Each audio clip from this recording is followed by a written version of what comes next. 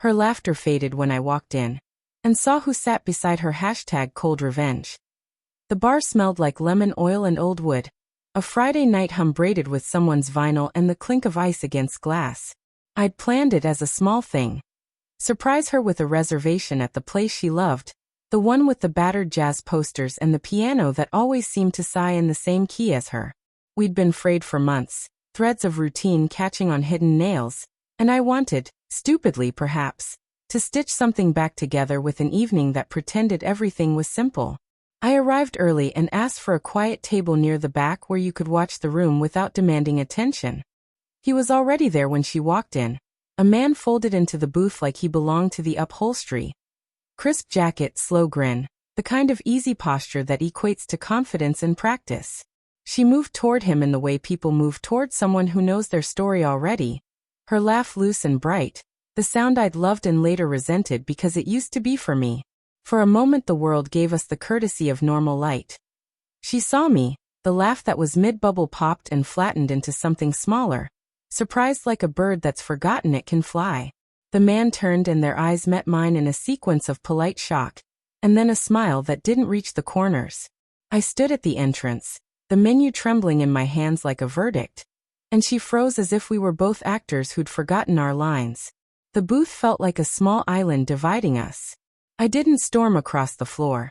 There would be time for fury and for the theater of confrontation. Instead I sat at the bar and ordered a whiskey neat, something my father taught me to do when life got loud, and watched. She slid into our booth with an apology already formed on her lips like a rehearsed excuse. "I didn't know you were coming," she said, too quickly, the phrase falling like a coin into a wishing well that had been emptied of wishes. The man, Marcus, introduced himself as if we were meeting at a charity event. Hand extended, voice smooth, "I didn't mean to intrude." His smile was the practiced sort that occupies roles, not faces. The conversation stuttered, and I watched the way her shoulder leaned toward him, the subtle turn of her body that closed physical space where words had grown awkward. Part of me wanted the cinematic moment. To stand, to throw the napkin like a white flag and demand answers.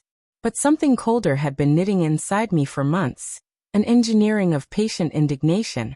And I wasn't interested in being theatrical. I'd been betrayed in small measures long before this booth. Calls that landed like sand in the gears of our days, texts that smelled faintly of someone else's cologne, laughter that I hadn't heard in months. This was merely the most public of proofs. I took a breath and thought instead of what revenge could be if it were useful rather than spiteful. Cold revenge is not fireworks, it's a file cabinet.